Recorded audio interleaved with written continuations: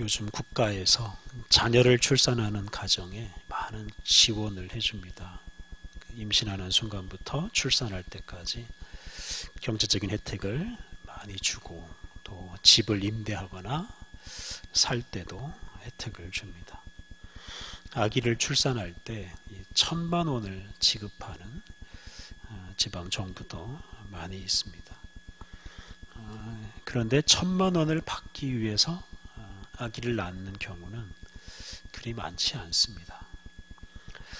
이런 고액 출산 장려금을 지급해도 출산율이 그렇게 높아지지는 않는다고 합니다. 그런 걸 보면 이게 돈을 준다고 해서 자녀를 낳는 것은 아닙니다. 또 부모 입장에서 보면 출산할 때 받는 돈보다는 태어나는 아기로 인한 기쁨이 훨씬 더 큽니다. 1,000만 원은 있어도 되고 없어도 되는 그런 부수적인 것이지만, 아기를 얻는 기쁨은 아주 본질적이고 주된 기쁨입니다. 그래서 이런 사람, 아기가 주는 즐거움을 아는 사람은 출산 장려금을 주지 않아도, 심지어 벌금을 매긴다고 해도 자녀를 낳습니다. 가끔 우리 교회에 갓난아기가 등장하면 그 아기를 보기 위해서 여러 사람이 몰려듭니다. 그 아기가 교회를 위해서 큰 봉사를 하는 것도 아니고 많은 헌금을 하는 것도 아니지만, 그 갓난아기가 우리에게 주는 기쁨은 참 큽니다. 가정에서는 더욱 그렇습니다. 자녀들이 주는 기쁨이 있기 때문에 각 가정에서는 국가가 지원하는 돈보다 훨씬 더 많은 돈을 자녀를 위해서 사용하고, 또 자녀를 위해서 시간도 사용합니다. 어떤 사람은 자녀 양육을 위해서 직장을 포기하기도 하고 승진을 포기하기도 합니다. 자녀를 양육하는데 정말 많은 돈이 들어가고 심지어 불이익을 받는 이런 시대에도 자녀를 통해서 얻는 즐거움이 크기 때문에 이렇게 자녀 낳는 일은 중단되지 않고 있습니다. 어떤 사람이 나에게 아무것도 해주는 것이 없어도 그냥 그 사람을 만나면 기분이 좋아지는 경우가 있습니다. 우리 자녀가 그런 존재이고, 또 친구나 배우자나 가족이 그런 존재가 될 수 있습니다. 이렇게 사람을 만나는 즐거움이 많은 사람일수록 사실 훨씬 더 성숙한 사람이라고 볼 수 있습니다. 어떤 돈을 얻어야 또는 큰 성과를 얻어야 즐거워하는 사람보다는 그냥 단순히 사람 만나는 즐거움으로 사는 사람이 훨씬 더 인생을 행복하게 살 수 있습니다. 오늘 우리가 시편에 나오는 기도 중에서 네 번째 기도를 묵상합니다. 우리가 첫 번째 묵상한 기도는 탄식하며 드리는 기도, 탄식 기도입니다. 어렵고 힘든 일이 생겼을 때 하나님께 부르짖는 기도가 바로 탄식 기도입니다.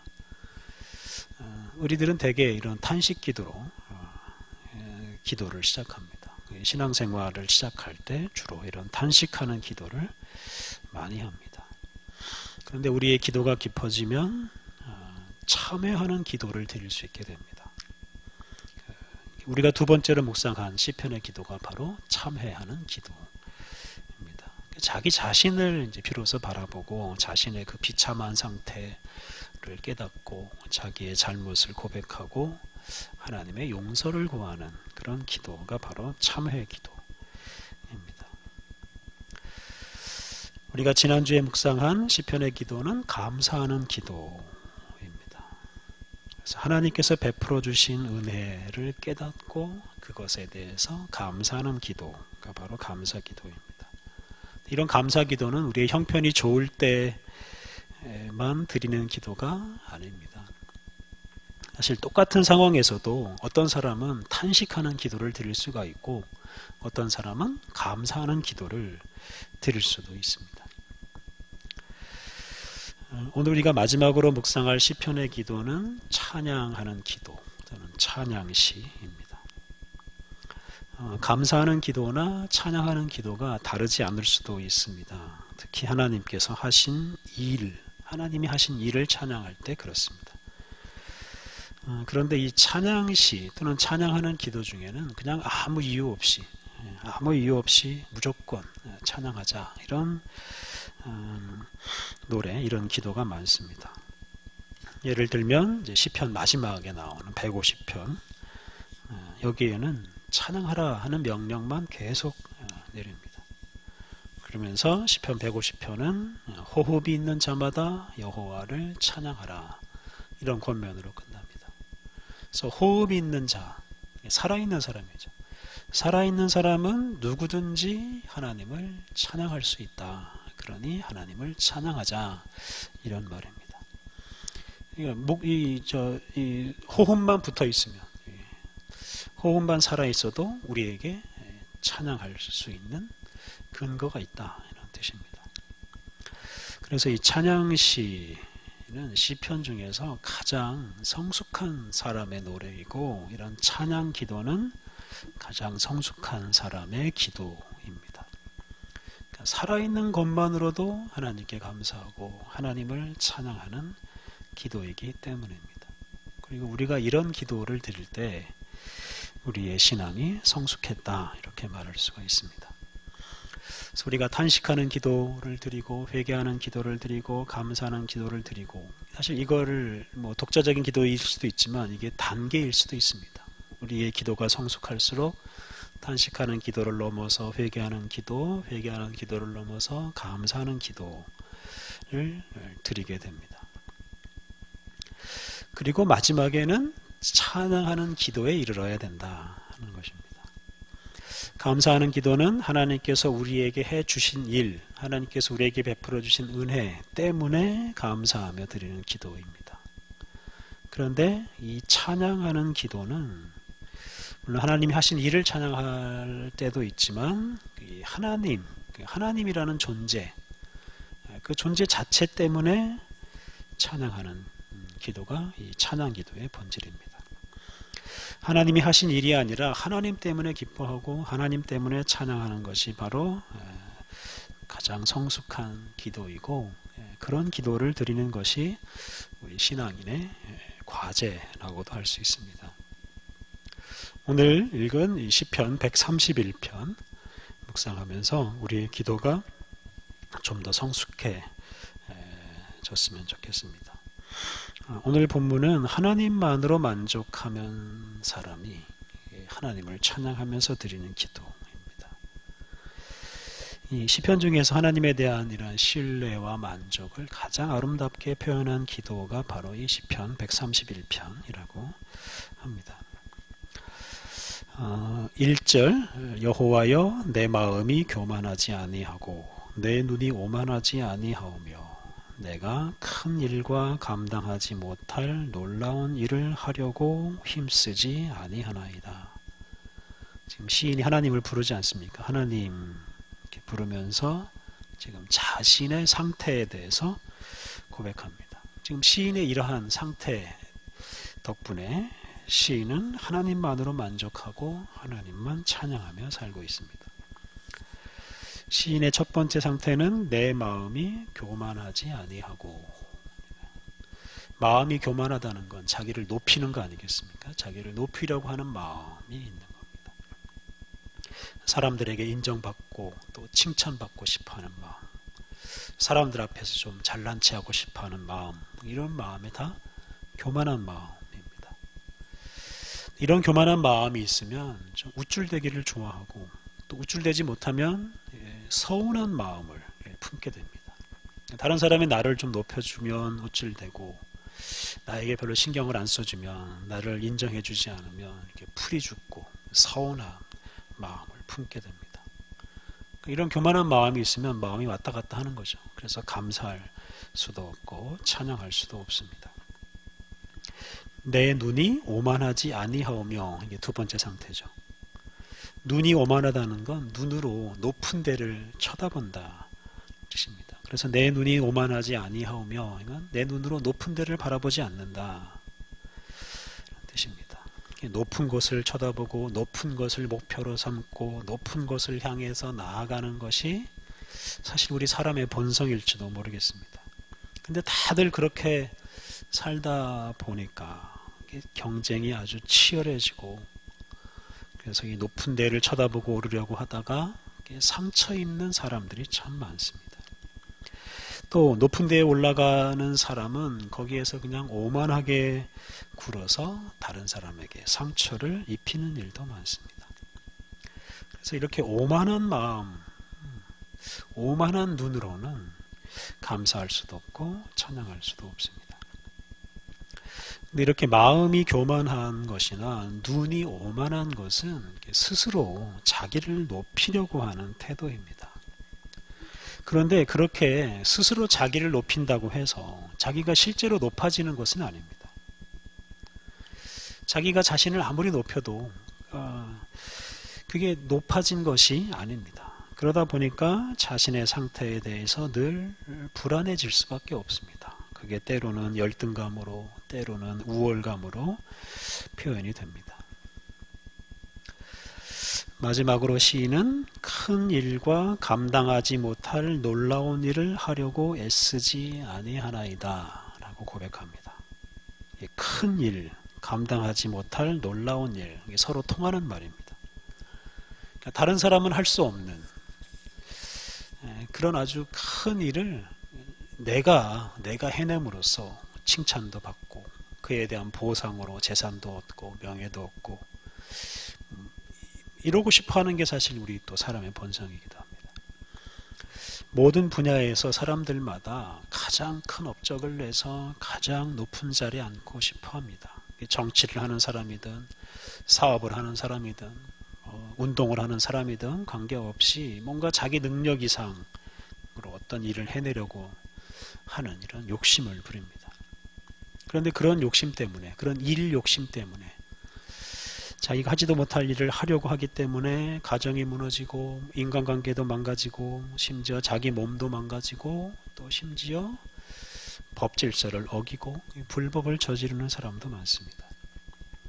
그래서 이런 감당하지 못할 큰 일을 하려고 하는 사람은 감사할 수가 없고 찬양하기가 어렵습니다. 지금 본문 속의 시인은 교만한 마음, 또 오만한 눈, 큰 일을 해보려고 하는 욕심 이런 게 없습니다.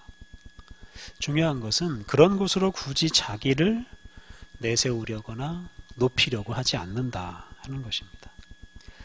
그래서 이 시인은 하나님께 하나님 나를 좀 높여주십시오. 하나님 내가 이런 큰 일을 좀 할 수 있는 능력을 주십시오. 이런 기도를 드리지 않습니다. 자기의 상태에 어떤 변화를 일으켜달라 이렇게 기도하지 않습니다. 그냥 자기의 모습 그대로 자기의 환경을 그냥 그대로 받아들입니다.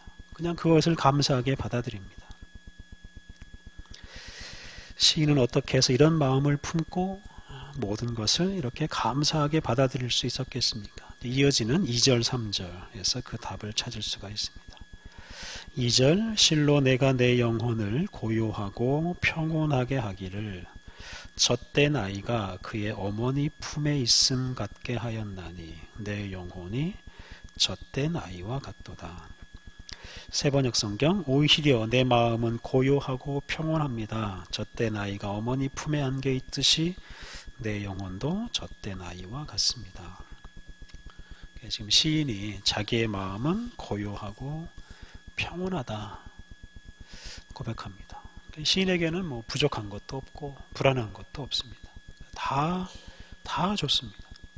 마치 어린아기가 어머니의 젖을 배부르게 먹고 그 품에 안겨 있는 것과 같다 이렇게 비유하고 있습니다. 어머니가 이 어린 아기가 어머니 품에서 뭘 더 기대하겠습니까? 높아지고자 하는 명예욕, 더 많이 가지려고 하는 소유욕, 큰 일을 하고 싶어하는 성취욕 이런 건 사실 어린 아기에게는 없습니다. 그냥 어머니 품에만 있으면 그냥 다 만족하고 그대로 좋습니다. 지금 시인의 상태가 바로 그 어머니의 품에서 젖을 배부르게 먹고 난 아기와 같습니다. 그래서 교만한 마음도 없고 오만한 눈도 없고 큰 일을 하고자 하는 욕심도 없습니다. 그냥 자기 자신의 상태를 아주 즐기고 있고 바로 이런 상태에서 지금 이런 노래가, 이런 찬양이 나올 수가 있는 것입니다. 시인으로 하여금 이렇게 만족하게 하고 찬양하게 하는 것이 있는데 그것이 바로 3절에 나옵니다. 이스라엘아 지금부터 영원까지 여호와를 바랄지어다. 그래서 영원토록 주님을 바라보자, 영원토록 하나님을 바라보자, 이렇게 하면서 기도를 마칩니다. 그러니까 시인으로 하여금 이렇게 어머니의 품에서 젖된 아이의 상태처럼 살게 하시는 분이 바로 하나님이십니다. 이 시인은 하나님을 바라보기만 하면 그냥 어머니의 품에 안겨서 젖된 아이와 같은 상태가 됩니다. 하나님을 바라보기만 하면 그에게서 교만한 마음이 사라지고 오만한 눈이 사라지고 큰 일을 하고자 하는 욕망도 사라집니다. 그냥 감사하고 그냥 찬양할 뿐입니다.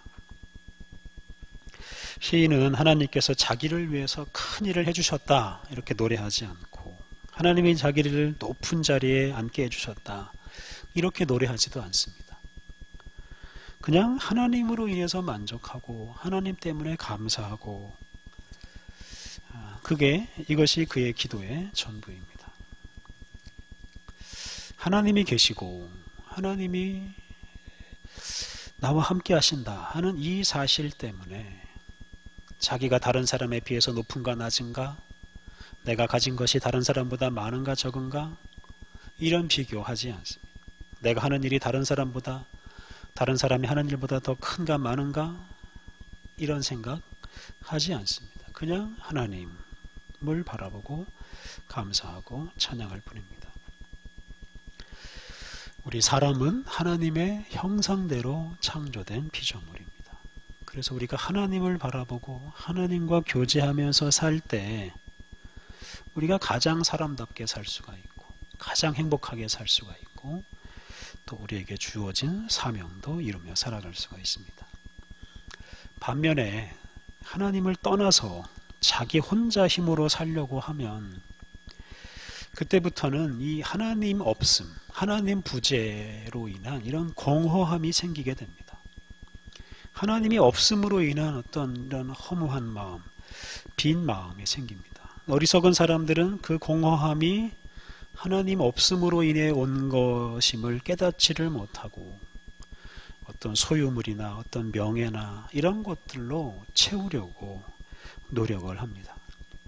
그런데 이런 하나님 없음, 하나님 부재로 인한 이런 공허함은 어떤 세상적인 것이나 물질적인 것으로 채울 수가 없습니다. 우리가 하나님을 바라보고 하나님을 영접할 때만 그것이 채워질 수 있습니다. 그리고 그것이 채워지면 우리가 아무런 부족함 없이 항상 찬양하면서 노래하면서 살아갈 수가 있습니다. 이것이 가장 성숙한 사람의 모습입니다. 오늘 우리는 찬양시 또는 찬양하는 기도에 대해서 묵상을 하고 있습니다. 우리가 기도할 때 우리의 기도 내용을 이렇게 좀 살펴보아야 합니다. 그러니까 우리가 기도할 때 가장 먼저 하게 되는 기도, 가장 먼저 떠오르는 기도 제목이 무엇인지, 내가 가장 많이 드리는 기도가 무엇인지 잘 점검해야 합니다. 우리가 기도할 때 하나님 생각하는 것만으로도 감사와 기쁨이 몰려올 때, 또 그 하나님으로 인한 기쁨 때문에 우리의 입에서 그냥 저절로 찬양이 나올 때, 우리의 기도가 성숙했다는 증거가 되고 또 우리 자신이 그만큼 성숙했다는 증거가 됩니다. 우리가 드리는 기도의 내용을 잘 점검하면서 정말 우리 입술에서 저절로 찬양이 나올 때까지 우리가 기도하는 일을 쉬지 않아야 합니다.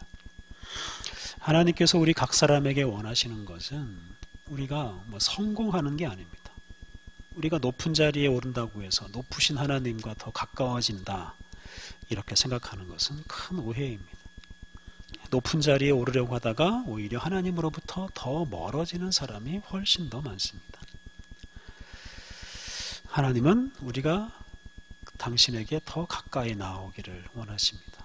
갓난아기가 본능적으로 어머니 품에 안기는 것처럼 그냥 우리들이 본능적으로 하나님께 더 가까이 가고 하나님의 품에 안기기를 원하십니다. 예수님께서는 우리들이 그러한 사람이 되게 하시기 위해서, 우리를 하나님께로 더 가까이 인도하시기 위해서 십자가에서 죽으시고 부활하셨습니다. 예수님께서 우리 각 사람의 어떤 욕망을, 세속적인 욕망을 충족시켜 주시기 위해서 이 세상에 오신 것이 아니라 우리로 하여금 하나님께 더 가까이, 그러니까 하나님을 더 닮아가게 하고 또 하나님으로 인해서 기뻐하는 사람이 되게 하시기 위해서 예수님이 이 세상에 오셨습니다. 예수님은 우리를 우리의 형상이신 그 하나님께로 우리를 인도해 주시고 그 하나님으로 인해서 기뻐하면서 살게 해 주십니다. 그래서 우리가 이 예수님의 은혜를 힘입어서 하나님께 더 가까이 나아가기를 힘쓰고 또 그 하나님 안에서 우리가 기뻐하고 찬양하며 살아가야 하겠습니다. 이것이 가장 행복한 인생이고 또 가장 성숙한 인생입니다. 우리의 입술에서 우리의 삶에서 오직 찬양만이 나올 때까지 우리가 예수님을 더 굳게 믿고 또 기도하기를 쉬지 않으면서 살아가야 하겠습니다. 우리 함께 기도하시겠습니다. 우리의 창조주여, 우리의 아버지이신 하나님, 우리가 오직 주님만 구하게 하옵소서. 주님 이외의 것에 우리의 마음을 두지 않게 하옵소서. 세상적인 유혹과 쾌락을 잘 물리치고 오직 주님으로 인해 기뻐하게 하옵소서. 주님과 함께하는 즐거움, 또 주님과 교제하는 기쁨이 우리 안에 충만하게 하옵소서. 그리하여 언제 어디서나 우리가 늘 찬양하며 살게 하옵소서. 하나님, 주님은 예수 그리스도를 우리에게 보내주셔서 주님과 우리 사이에 막힌 담을 허시고 주님과 화목하게 살게 해주셨습니다. 이 귀한 은총 힘입어 주님께 날마다 또한 더 가까이 나아가게 하옵소서. 주님과 교제하는 즐거움을 누리게 하여 주옵소서. 예수님의 이름으로 기도드립니다. 아멘.